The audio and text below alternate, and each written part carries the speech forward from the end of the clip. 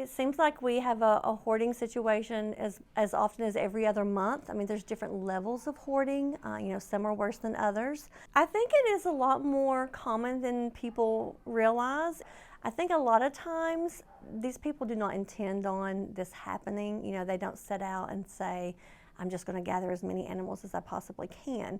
Oftentimes, in the heart of the animal hoarder, they are very protective of the animals. It seems nonsensical because if you go and look at an animal hoarding environment, many people that are in animal welfare find it very upsetting because the animals are not in good condition. From the perspective of the animal hoarder, especially the overwhelmed caregiver, to keep the animals in their home and not let them go to the shelter or somewhere where they might be homeless or worse off, euthanized, feels like the most compassionate thing to do.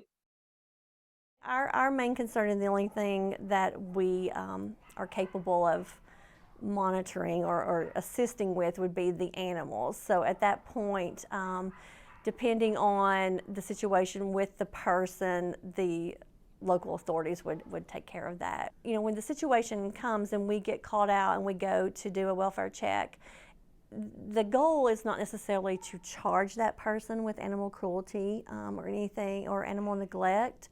The goal is to get that person help and to get the animals help.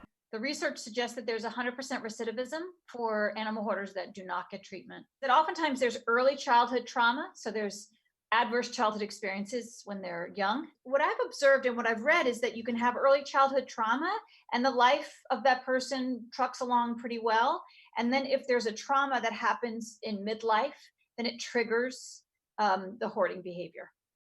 And recently I've seen a more staged approach where the animal welfare organizations go in and start to build a relationship with the person and slowly begin to take animals away, allowing the person to keep 1 to 3 animals so that they can have a healthy bond with their pets. And from a social worker's perspective, I think this is a great strategy for reducing trauma of loss when all the animals are all of a sudden gone.